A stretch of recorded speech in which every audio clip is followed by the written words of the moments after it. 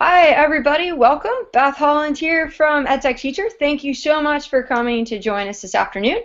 So I am joined today by Jennifer Carey from down in Florida where it's really warm, and Sabba Quidwai out in Southern California where it's really warm, and I'm wearing a wool sweater because I'm in New England. But thanks so much for joining us. So when we started talking about this webinar, one of the things the three of us wanted to have an opportunity to chat about was different ways that we could take advantage of using the cloud, like in terms of collaborative tools, as a way to start really building and extending our school community, our classroom community, and sort of our global community with our kids. So the focus for tonight really is going to be on that idea of using the cloud to build community. As one of the instructors with EdTech Teacher, I've spent a lot of time working with different schools, and we're always having this conversation about, well, which cloud and what do I put in the cloud, and what we really have been talking a lot about more lately is, again, this idea of it's about how do we facilitate that really valuable communication between our students, and with the broader community of families and parents and everybody else. So on a big picture, that's where we want to go today. So the three of us have taken a couple of the bigger platforms, and we're going to walk through some different ideas about how these platforms could be used really with that essential driving question of how do we build community. So, we're really glad that all of you are here, and in a moment I'll let everyone introduce themselves. But while we're getting started, I know a couple of you have started to introduce yourselves in the chat. So if you can, please say hello in the chat box. Let us know if you have any questions, because again, this is about building community. So it's not just us that wants to be talking. So any ideas, any questions, resources, as we go, please make sure that you stick those in the chat, and we'll make sure that we address those as best we can. So without further ado, what I'd like to do is let Sabba say hello and introduce herself, and then Jen is going to get us started. So Sabba, go ahead. And unmute yourself first. Good. Hi, everyone. I'm Sabba. Great to be here today, and thank you all for joining us. I am a Director of Innovative Learning at the University of Southern California, where I work with our faculty and staff to integrate technology into their teaching and learning and get to work with students to kind of do the same. So yeah, talking about communities in the cloud today. All right, Jen, take it away. Hi, I'm Jennifer Carey, and I'm the Director of Educational Technology at a school called Ransom Everglades in Miami, Florida. We're a 6 to 12 independent school, and we are about 1,000 students on 2 different campuses. When Beth approached me about the seminar, I was really thinking about the different tools that are available, and obviously the one that comes to mind for a lot of people is Google, because it's really been out there with Chromebooks, with Google Apps for Education. But there's been a new tool that my tech director told me about, and I hadn't really taken the time and effort to explore, which is the new Office 365 system. And you may or may not be familiar with Office 365, but most people are pretty familiar with Microsoft Office. So I'm sure you've used Word, PowerPoint, Excel, all of those different tools. This year, one of the things that Microsoft did was that for educational institutions that have a Microsoft Office license, they've made Microsoft Office 365 free to use. So if you have Microsoft Office on your school computer, then you actually do have a license to use Office 365. Now, one of the complaints teachers have about using Google Apps is that it's a really pared down version of some of the features they get in Office. However, Office didn't allow you to share. Now, Office 365 opens up that sharing window, and with the cost being eliminated, it's a really great tool for extending and expanding your classroom. Students can build and create and collaborate on Google Docs. I'm sorry, you can tell I've been doing Google seminars on Microsoft Office documents. And they also added some really great cool features just for teachers. If you're familiar with OneNote, it used to only be available on a Microsoft platform. They've completely built up the OneNote app for Mac, as well as for iOS and Android devices. So Office used to only be available on its own in a sole, unique world, one user, unless you wanted to email back and forth documents. Now you can share documents, you can work on the web, and you can work on any device. You can work on an Android tablet or phone, iOS tablet or phone, Mac OS machine, or PC machine. And you can get that Microsoft Office usability, but be able to work in a new, bigger, broader platform. Now, you can also share with people outside of your school, but it's important to know that unless they have an Office 365 subscription, either one that they've paid for themselves or one that they have with their school, it is not generally a free-to-use platform. I want to show you a few of the different features that I've noticed. And I'm going to do these on 2 different devices before I start showing it to you actually on my computer.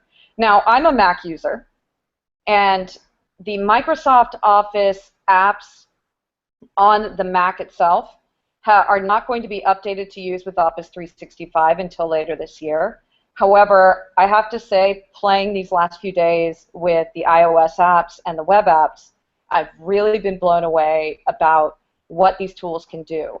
And one of the groups of people, or a couple of the groups of people, have been really struggling with Google tools at our school have been math and science. And I've got to tell you, I'm really excited to show them a lot of these features. I'm going to share my screen, and I am going to pull up a couple of these apps. So just give me a second to do this. All right. Hi, Beth. All right. Now, the first thing I'm going to be sharing right now is my iPhone. I have an iPhone running iOS 8. This is an iPhone 6, but these features will work on any iOS 8 running device. So you can use, I believe, as early as an iPhone 4. iPod Touch will also work, and then I'll show you some of the features on OneNote, only available on the iPad. So I'm going to go ahead and open Word, and you can see I have an enterprise school account. One of the things I really love about Microsoft is it has all of these really great templates. I'm going to go ahead and open up a new blank document.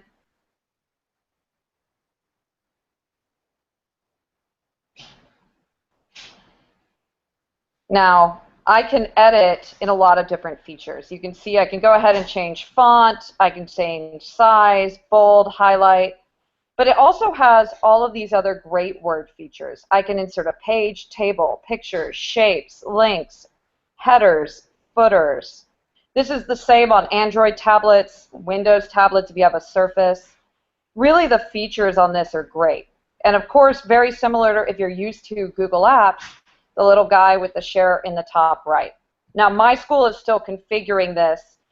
Another option that will appear is that I can just enter someone's email address or name and share it with them. But I can also email it as an attachment, or the other option would be email as the link. I can give somebody the option, and I'll show you on another device, to be an editor, to view, comment, just like you can with other features. And then this will sync. It's already auto-saving. I can change the name, or I can print. I'm not going to worry about saving this particular document. But you can also take a look at the PowerPoint app on here. One of the things I'm not a fan of is Google's PowerPoint apps. Let's just have it go on here. So you can, of course, set to a widescreen or a standard screen, pick from all of the different themes,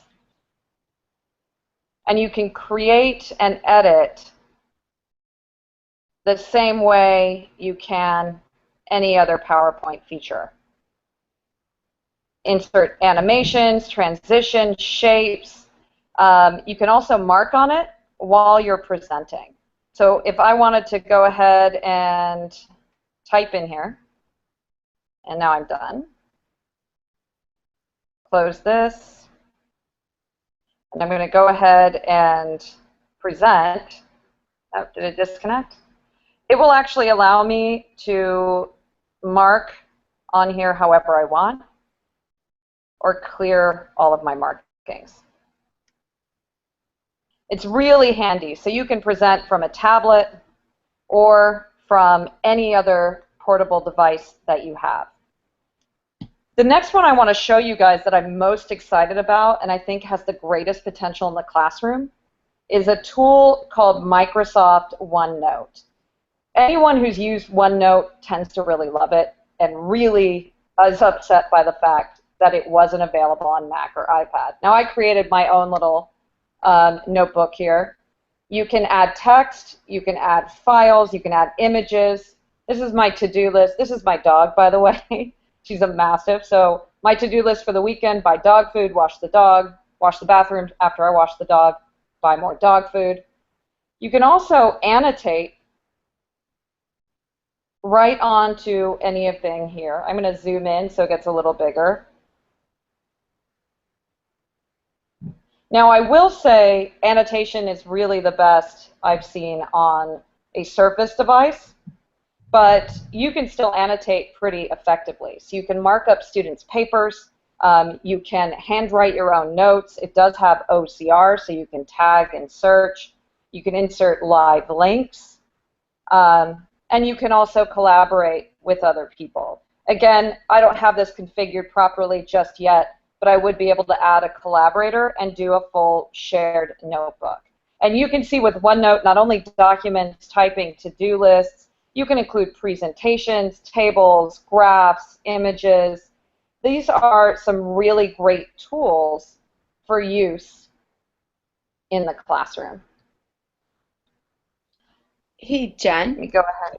Yes. Well, while you're getting that done, there was a comment in the chat about using OneNote to replace Smart Notebook, and I think one of the things, and I know you're about to show how you can actually share notebooks, and I was actually in a math class watching this where the teacher had OneNote projected just onto a regular whiteboard, so it's just projector on like a marker board, and was using his tablet just like you might use a Smart Notebook to be demonstrating problem solving and everything else, and was even screencasting while he did it in class. So by the time the kids walked out of class, they all had his notes as he wrote them into OneNote, and he was able to just upload the video to his class website, so they had that to refer back to. And so, I know you're about to show some of those collaboration features, but I think that's another way to also think about how are we not only using it, as a teacher tool or a student's tool, but how they can start merging. Yeah, that's absolutely true. It really is great for that. I hadn't even considered the screencasting while note-taking. I included on the slides, actually, one of the notes, our physics teacher who's been using this, he will write out his formula, he'll have his students demonstrate what they're doing, share this out with them, and collect back. One of the features that they just started offering for teachers, and if you look, I posted a lot of resources on the presentation, so I hope you will take a look at them, is the OneNote Class Notebook Creator. And I'm going to show you what that looks like. You do have to have your IT department, your administrator, enable this for you, but it is a really great tool. Hold on. Let me get my screen share going again. Office 365. Okay, so I'm already logged into Office 365, and I've opened up a couple of different things on here for you. This is my OneNote, where you can see that I can go ahead and share this out with people, just as I showed you before. I can invite them right here. This is the physics teacher, and yep, that's Paul. And I can give him the ability to edit this notebook so we can collaborate on something together, or just to view it. And I can also share it with a link, or let somebody, or receive notebooks that are shared with me. This is the OneNote Class Notebook Creator. And again, you have to have it enabled by your system administrator. It's actually really simple. Our admin guy did it in less than 5 minutes. And what is so awesome about this that I've not seen in a lot of other tools is that you can also use it for team teaching. So, sorry, let me go back there real quick so you can see what I clicked on. Come on. All right, so I'm in OneNote Class Creator.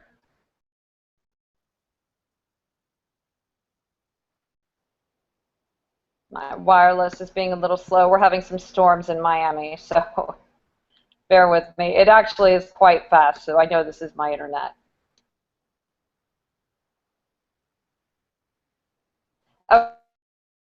Okay, here on Create a Class Notebook. I teach U.S. history. And what it allows you to do is to create a collaboration space where both you and your students can edit content together.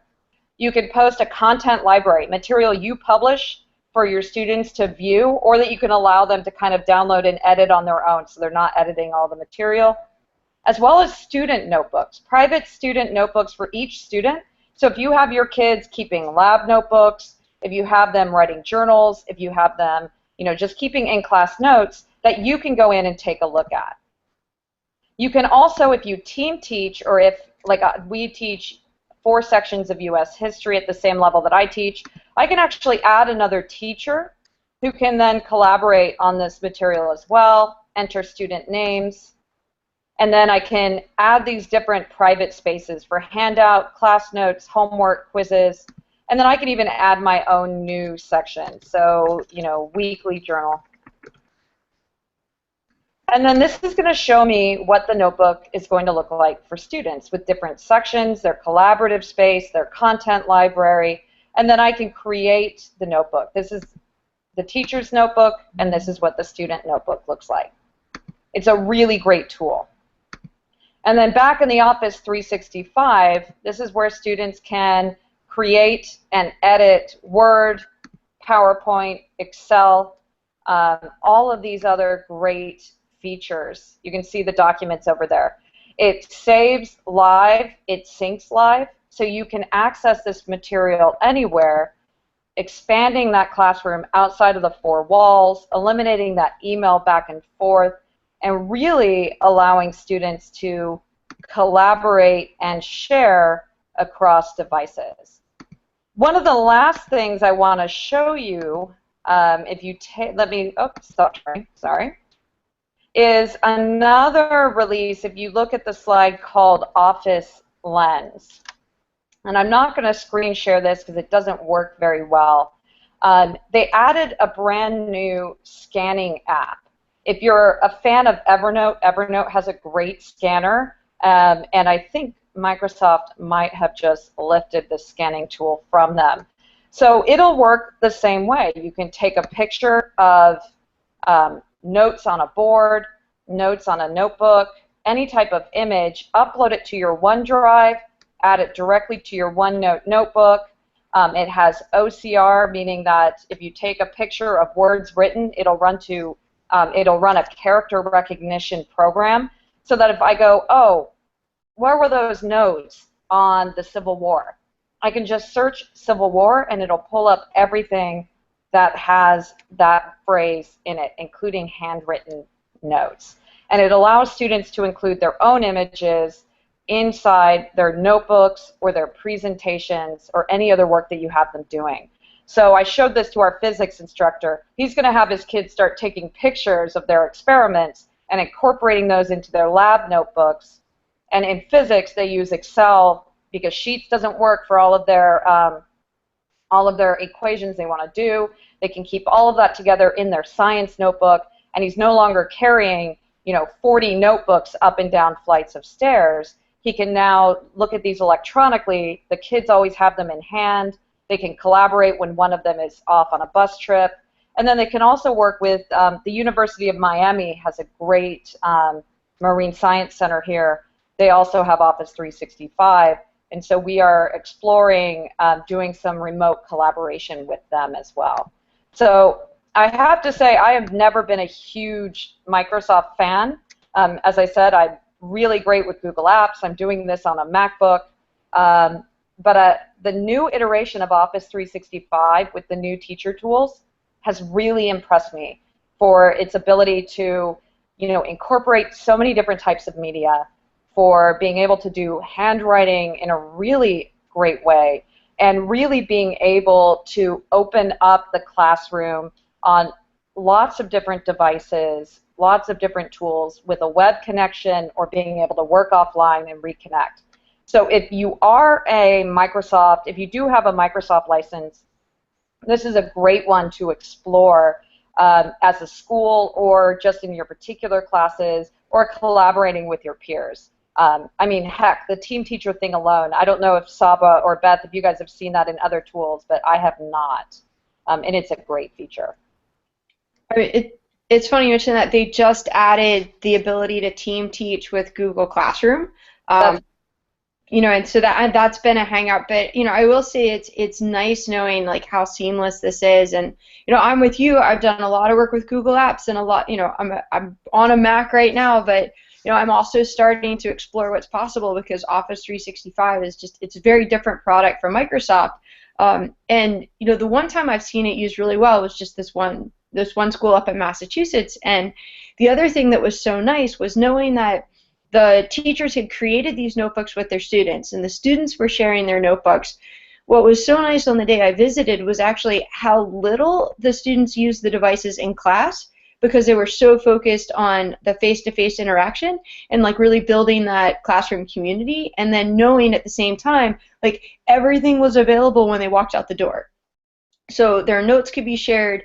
I watched math class where kids were solving problems on a board, taking pictures of it, loading it straight up into their OneNote, and knowing they had it when they walked out the door. But other than that, like the focus was really on working together and like building that those classroom interactions, and not necessarily on the technology. And it was so seamless. It's I think a lot of schools already have it, and it's worth exploring. It is, and if you're a Dropbox user, one of the new features is that you can edit Word documents directly in Dropbox now too. So they really have stepped up their game. If you looked at the first Office 365 or the first Surface, it's easy, and I was guilty of this, of just going, Microsoft, not worth taking a look at. This is really worth examining. They really did their homework. Yeah. Thanks. No, that's great. Sabba, did you have anything else? Like, I know you had a couple comments in the chat that you wanted to jump in with. No, I was just going to say, I think one of the greatest things about this webinar was just like our own learning experience. I think a lot of times we get so comfortable with our platforms and our tools that we don't, like you said, always go out and explore. But, like I was just telling you guys earlier, like working with these higher education students, a lot of the tools that we use typically, like Evernote and whatnot, just are not robust enough to sort of handle what it is that they're working with content-wise. So I'm actually really excited to check out OneNote. Great. Well, a note about OneNote, sorry. The annotation tool only works on the iOS app if you have for iPad, not for iPhone, and it will only work if you have a touchscreen computer. So you have to have a touchscreen PC. It won't work on a regular Mac, but the other features will. Cool. Yeah. Great. Excellent. Well, I know, we mentioned, I'm going to use this a little bit as a segue. Sabba mentioned Evernote, and I think it's still a great platform. And I think one of the things that we should also keep in mind just with this webinar, and I know the three of us were talking about it, that with all of these, we don't really see it as an either or. Like, it might really be a both and. Like, it might be that OneNote is an amazing tool for one thing, and there may also be that use of Evernote as well. Or, currently I use Evernote and Google Docs a ton together, and I couldn't really exist without one or the other. But each one's really serving a different purpose. So we did want to talk a little bit about Evernote, and, at a base level account, you get a ton for free. There is a premium feature. I'm using the free account. I've been using a free account for several years. The premium features get you a few options as well as some more storage, but there's a lot that you can do with a free account. And I'm going to share my screen. I'm taking a slightly different approach from Jen, but wanted to talk about this. I think the first thing I know for me that makes Evernote just indispensable is the fact that, again, just like Office 365, just like Google Docs, like Evernote is everywhere. It just follows me around between my devices. I've got it on my phone, I've got it on my iPad, I've got it on my computer. I actually logged onto somebody else's Chromebook yesterday and pulled everything up there. So it works seamlessly on every single device. There are apps that you can install for Mac, PC, iOS, and Android, or you can use it through the web on any of these devices. So it's really got like that ultimate device agnostic, flair to it. But what's really interesting and that, I've really enjoyed is seeing how different teachers are really using it to help connect with their students, to help connect their classes, and then like we were talking before, to really build that community. And if you've never used Evernote before, another nice thing is it works with a very familiar paradigm. So you have this this very comfortable feeling of I have notebooks and I put notes in my notebook. And I know personally I find that a really refreshing way to get organized. When I was in high school and college and grad school, I had like 3-ring binders and I put my notes in my binder, and the same thing works with Evernote, except Evernote is ultimately searchable. I can find any of my notes at any point in time, just by searching. So Jen mentioned the OCR scanning, that optical character recognition. I can take pictures of something that I hand wrote and suddenly be able to search that and find my notes. I can add audio. I actually do a lot of writing in the car, which I guess we should not be promoting the amount of things we've done virtually in the car, but I use the audio notes, and I'll hit microphone and I'll just start talking for like 30 minutes as a pre-writing. And usually when I listen to it later, I realize that I only had about 5 minutes worth of anything to say, but at least I got my 30 minutes out while it was on the top of my head, and I could go back and edit it. So it has all of these great capabilities of being able to add attachments and add pictures. You can set files up with it. You can record audio with it. You can have it everywhere, and so it's like taking this concept of a notebook and making it really robust. Where, I will agree with Jen, and where I'm starting to be really intrigued by OneNote is the fact that to get handwritten notes into Evernote, I have to use a different tool. So there's some trade-offs and some things to keep in mind. But what I wanted to do is actually I went out and found some really great examples, and I wanted to, instead of talking like what the tool can do, but really how it can be used. So the first one I'm talking about, how it could be used to really support that class collaboration, because just like with the OneNote notebooks, Evernote notebooks, and this is a relatively new feature, even with the free account, you can share notebooks with other people. They can be totally editable, meaning multiple people can add notes and contribute to one notebook, and multiple people can even edit a note. If you're familiar with Google Docs, it's not quite the same, so it's not quite that like real-time typing and seeing everybody edit, but you can have contributions. So this is an example actually from Elizabeth Glassman's biology class, and Elizabeth teaches 9th graders in Norfolk, Virginia, and they were collaborating on a project, and where they were, and I love this shot that she took, because you can see they're using devices, they're using paper, and they're actually using gummy bears as well. That was part of the project, where they were pulling all of these things together, and Evernote was really serving as this like collaborative note-taking hub. And you can read the blog post, which is linked up by her name if you look through the presentation slides, in terms of how they were able to share their notes and share their thinking and access it, again, because these were shared iPads. This is not a one-to-one situation, but they could go home and access their notebooks, again, on a computer, on a phone, on anything else they wanted. And it was just that really seamless way for them to be able to work together. At the same time as well, it's not just about high school students. So if you want to watch the video, and it's, Matt actually did an excellent job. It's about a 5-minute screencast where he walks through how his students are keeping, digital portfolios essentially to support their literacy instruction. And so they're taking pictures of their writing, they're recording audio of themselves reading, and then these notebooks are shared not only with the teacher, but the potential to be shared with the parents. So the parents essentially have this great snapshot into their student, into their child's learning.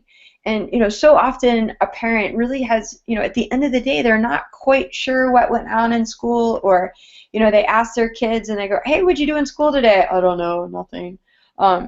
And this gives them that transparency into the classroom where the teacher can choose to share these different notebooks and these different aspects with the parents. I was even with a teacher at a different school, at Trinity School in Atlanta, about a year and a half ago, and we were at a conference, and all of a sudden he got a notification on his phone, and he looked down, and there was a new note in his child's notebook.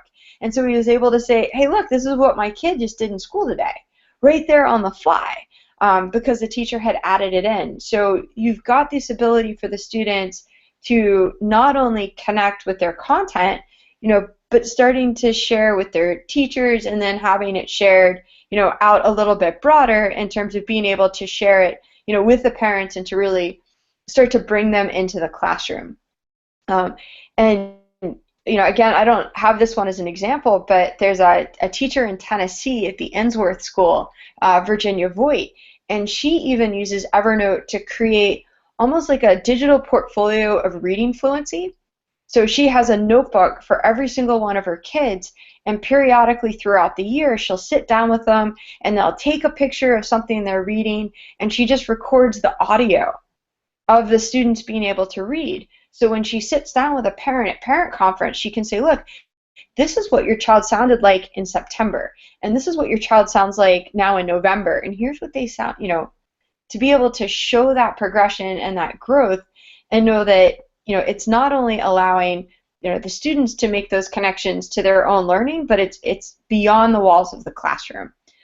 So again, you can watch this screencast. It's about 5 minutes, where Matt really walks through. Here's exactly how he sets up his notes and his notebooks. But I just really love being able to see exactly what it was that the kids did.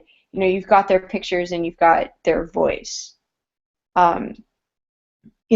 Again, talking about student portfolios, that's, again, another great use of Evernote, and the fact that the students can start to capture their learning, through typing, through audio, through pictures.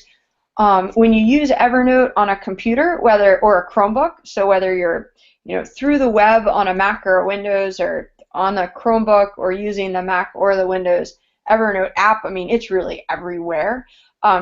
On those devices, you can actually attach a file. So imagine for a student as well, maybe they attach a Word document. And I'm thinking about how this could start to work together with something like Office 365, where maybe Office 365 becomes like that big collaboration platform where all the daily work is getting done, and then Evernote may be like that smaller journal. Like we have kids, remember the squiggly journals where look like the caterpillar got dipped in ink and like ran around on a cover. Evernote might tie into it. So it might be that you're bringing those files from Office into Evernote and being able to type a reflection or record an audio reflection, to really think about what it is that they're doing with their learning.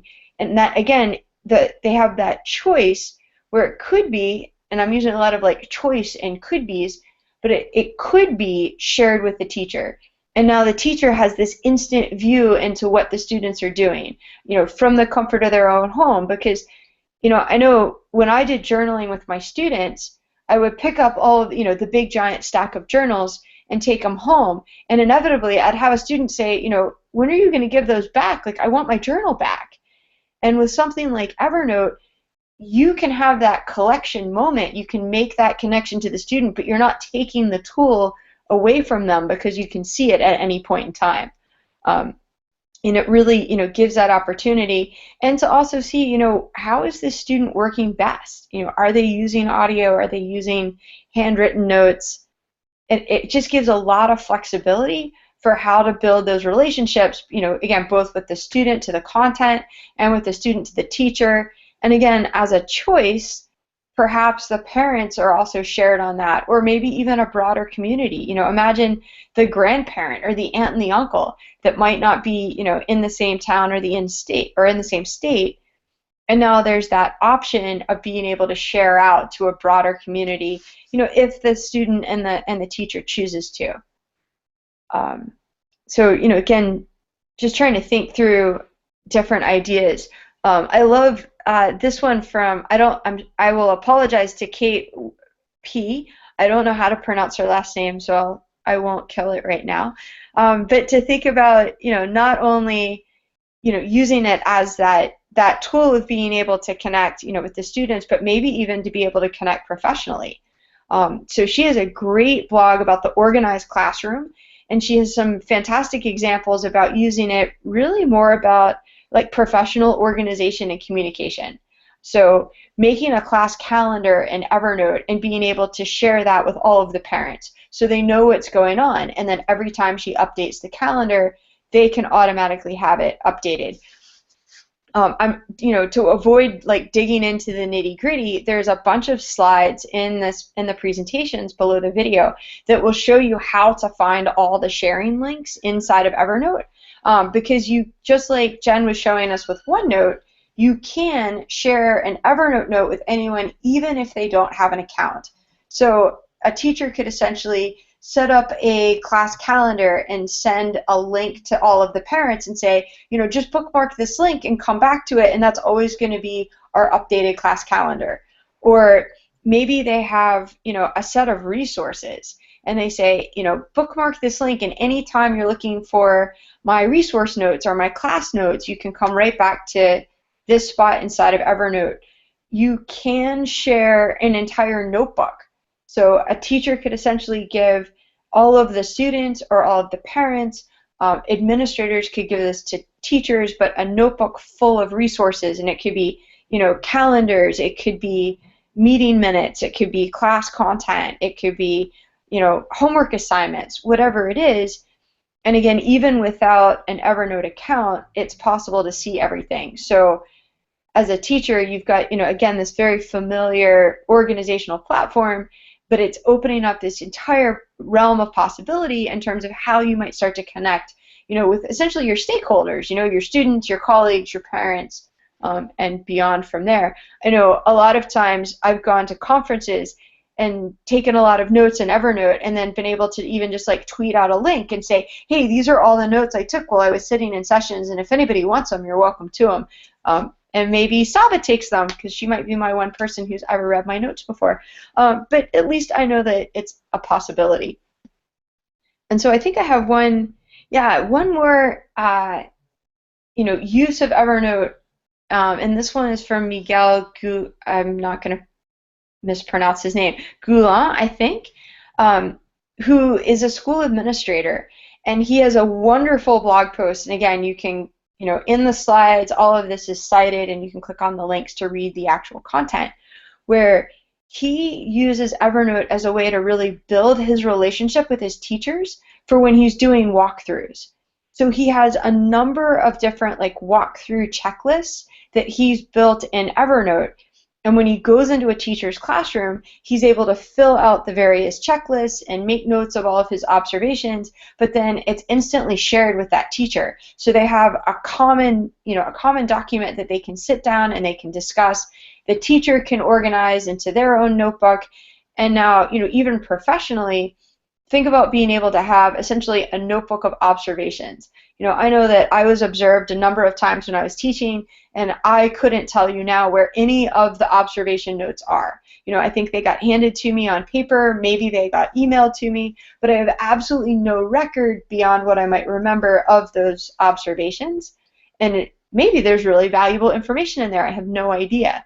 But if my administrators had used this type of a system, to really be able to provide that valuable feedback, I think I would have been able, to go back and reflect and see, what it might have been, that I learned, and then, to take that to heart. So, I think those are all, when we think about this idea of using these tools, to build that community and to build that communication, it's a great option, and it is completely free to use, while there are, some paid for features, I've never used them. The last piece of Evernote, to tie into this, and it's relatively new, but they introduced a feature called Work Chat, and this works in every single version. This happens to be a screenshot that I took off of my iPad, but it works on the web, it works Mac, Windows, Android, phone, you name it. But Work Chat is now very similar if you're familiar with like the Google Chat that pops up inside of shared Google Documents or inside your Gmail. The same idea, but essentially if you share a note or a notebook, with a colleague or with a student or with a parent, you now have the ability to have this work chat while you're directly in that document or in that notebook. And so, again, being able to have that conversation and facilitate collaboration, this is now a feature. I know, Jen's mentioned that, depending on school networks, that may or may not work. And I think with all of this, you'll have to play and explore with it. But know that this is an option. And I have had times where, I'm working with a group of teachers in Lafourche Parish, Louisiana, and got them set up with Evernote accounts back last June, and they started using that because their school does not have either Office 365 or Google Apps for Education in place. So this was something that they were able to take and immediately start connecting, and they're so excited because they've got their high school students working with Evernote. Some of them are using this on computers, some of them are using it on the shared iPads, some of them are using it on their phones, and now suddenly they're talking about how they're able to really extend that learning and use these features as a way to build that classroom community, and have really embraced it. Jen mentioned the part about filters, and I will say one other thing. There is a terms of service, like it does say that you must be 13 to use Evernote. However, Evernote has also done an excellent job in their terms of service of spelling out exactly what schools need to do to be able to use this with students who are under 13. So it's all spelled out to help with any concerns that there may be, and they've done a really nice job of making it very clear, like, here's how you'll want to set this up. They've provided, forms that you can use to get parental consent. So know that there is a term of service with Evernote. However, they also have acknowledged schools, and they've acknowledged the reality of schools. So that is something that's just really nice, and I think that they've done a great job of doing. So again, we're thinking about these options. Again, I don't see this as an either or with whether it's Office 365 or Evernote, and we've been mentioning Google, and I'm going to be quiet now and actually turn this over to Sabba and let her start talking about things. But there are these great potentials to build a community, and then I'm going to super fly through this. Know that all of the great sharing options are spelled out in here, and you can go through and learn how that works. I won't walk through the nitty-gritty, but it is possible. So at this point, Sabba, I'm going to go ahead and turn this over to you. Do you want me to keep sharing the slides for you, and you're going to start talking? Yes, please. Okay, well, I'm going to be quiet and just, say next if you need me to keep going. Awesome. Okay, so I think Beth really laid the stage really nicely for some of the things that I'm going to talk about because of her emphasis on relationships and really sort of talking about how we can build community. So, Google Drive, obviously a lot of us are very, very familiar with it, but I think what we'd like to do today is sort of talk about how we can kind of take the Google ecosystem and really sort of just strengthen relationships, going from one-to-one all the way, towards like global communities. I think one of the greatest things a lot of times we're missing in today's society is conversations. And I think creating these communities in the cloud is really a great way to sort of bring this back. And not only bring it back, but really sort of model for students as well what great conversations, whether they're easy, whether they're controversial topics, can sort of look like, with the hope, that, the lifelong learning, that they really continue these conversations and use these forums and outlets to, carry on even outside of the classroom. So if we go to the next slide, I'm going to show you an example from, a teacher who I really, really, really admire in how he uses Google Docs. His name is Jeffrey Heil, and I have his information down there at the bottom. But what he does is he uses Google Docs to basically bring this type of learning into his classroom, you know, creating a community, creating those conversations. So here you have an example of a lesson, and if you click on it, you'll be able to actually see the doc. We just have little screenshots here to sort of guide you through it. But, you know, and if you're a Common Core school, you know, you'll find this interesting as well. But what he sort of has here is this ELA literacy performance task. And as you can see, he really starts off with his essential question. So he's taken this doc and he's really turned it into like this classroom experience. And so his question is, what is one's role in a democratic society? And then from here, what I really like is how he establishes these community guidelines. So he hasn't just, you know, made this like a worksheet type document. It really is sort of, like I said, you know, this experience that students are going to go through. So whether it's using the different colors to create meaning or deciding what the organizational structure is going to look like, it's a really nice place, I think, to begin to think about what you want this experience to look like for your students. And so then if we go on to the next couple slides, you'll see how the teachers and students can comment a little bit.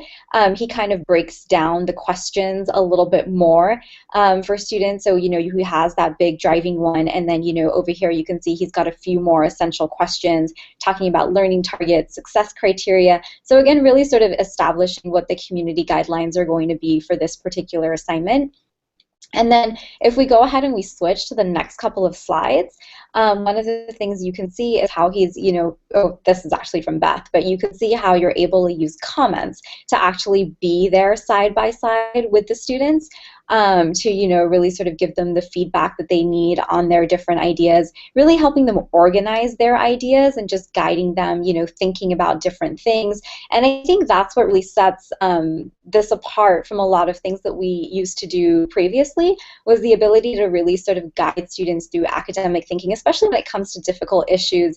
You don't always get the opportunity to talk with students one-on-one, but by being able to have this, you're sort of able to really strengthen those individual relationships. And I think that really helps build motivation in a lot of students who might be struggling or just might not know sort of where to go. Being able to sort of be there side by side, learning with them, I think is one of the greatest benefits that kind of comes along with this type of platform. And so if we move on a little bit to the next slide, we'll skip through, see a couple comments. We can skip through these. Awesome. We can keep going. And here we go. So this is what the rest of his doc looks like. So this is actually 3 different pages, but you can see here he's got these 3 different types of text. So he's got the video, the graph, and then he has a text document. But if you look really closely and if you look in the doc, even on the text one, he's gone even further in modeling, you know, just what great digital note-taking should look like, or how you can work with information by telling them, you know, different colors to highlight different areas in. And then what I really like about what he's done is it's so easy for the students, given those little, if you look at the first one on the very bottom, there's all these little blue links. They can reference different texts by going back and forth to compare and contrast and just kind of, you know, refresh anything that they need to. And then last of all, if we go to the next doc, or sorry, the next page, you'll see over here, this is sort of like their organizer, where they then, you know, are identifying all the different types of information, the definition, the claim, the evidence. And if you go back in the very beginning, you'll notice that, you know, these are the colors. You don't have to go back. But if you're in the doc and you go back at the very top, you'll see these were the community guidelines that he established right from the get-go about what he wanted students to do. So again, really taking, you know, a very, you know, difficult topic and really breaking it down for students. And then really being there to support them side by side, so that when they go out and have conversations, and it's a very important conversation to have, I think, that they have, you know, sort of the foundation and the knowledge and really the academic standing to be able to have these conversations that I think are super critical in today's day and age. And I think it does a really great job also of just modeling what this can look like to strengthen classroom community relationships, both individually and then, you know, wider classroom discussions as well. So if you go on to the next slide, one of the things, you know, I mentioned this before, but one of the great things about this webinar, I think, was how much we were really able to learn from each other. And so Beth actually shared this really great new addition. So I'll let you share that. Okay, so this was from this morning. I was so excited this morning. Talk about community. So I heard, I was on Twitter this morning, and I heard from our colleague, Greg Kulowick. He's like, hey, there's a brand new add-on inside Google Docs. and it allows you to do speech to text. And so I was thinking about those students where, you know, sometimes they can verbally express their ideas, but when they have to think about how to mechanically type it or even mechanically handwrite it, they just can't do it.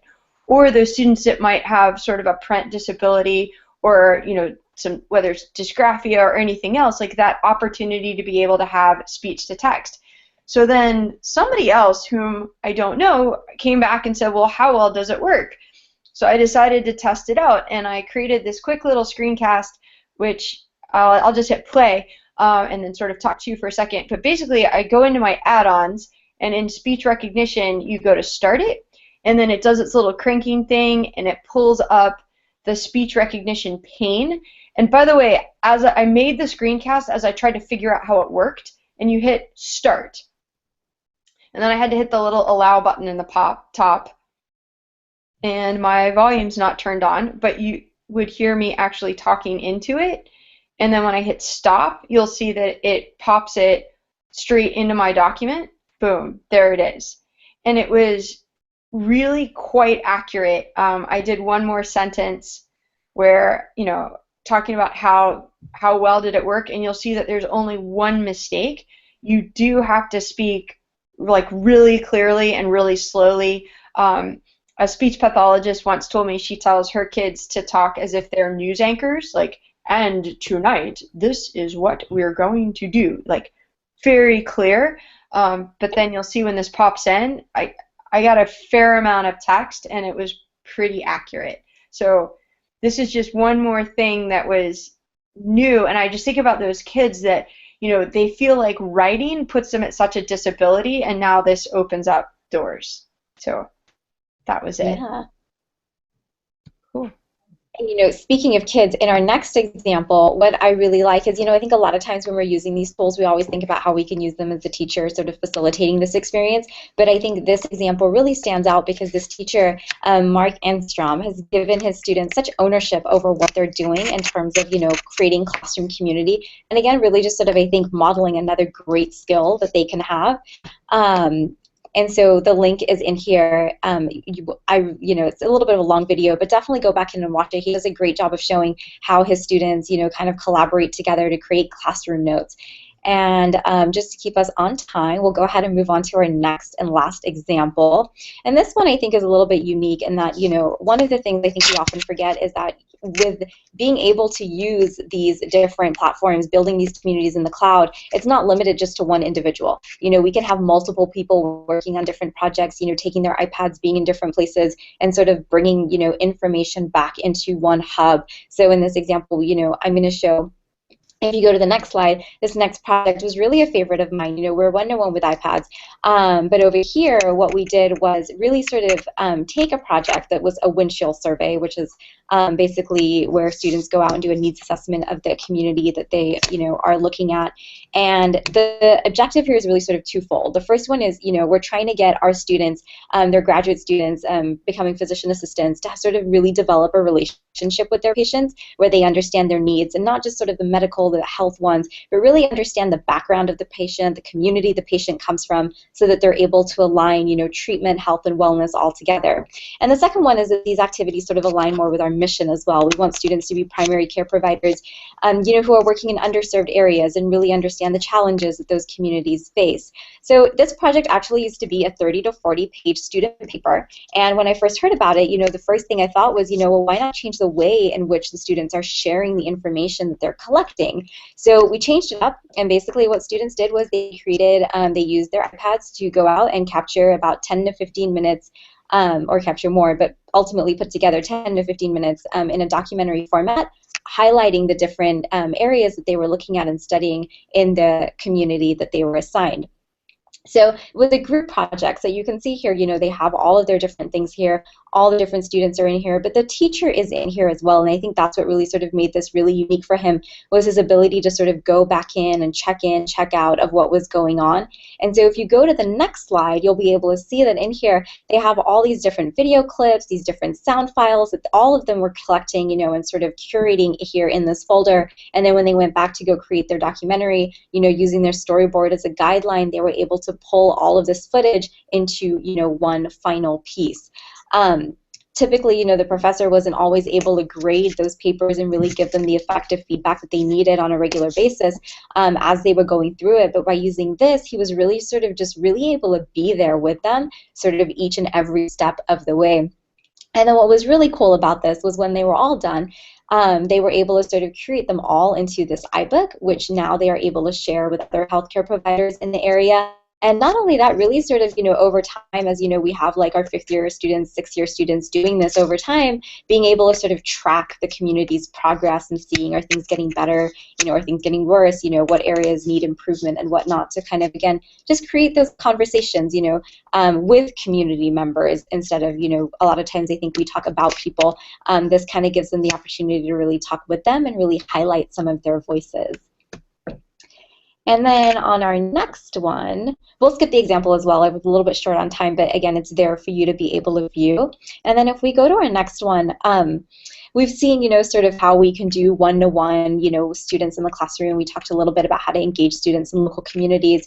But one other group we really wanted to target was the parent community. And I think the Google platform, you know, all of the ones we really sort of shared really allow a lot of opportunities to engage them in a lot of what you're doing, you know, whether it's using Google Forms to collect information from them about something, whether it's a Google Hangout that you're doing, you know, instead of waiting for that once a year, you know, 5-10 minute parent-teacher conference that you have back-to-back, being able to keep up with parents on a regular basis.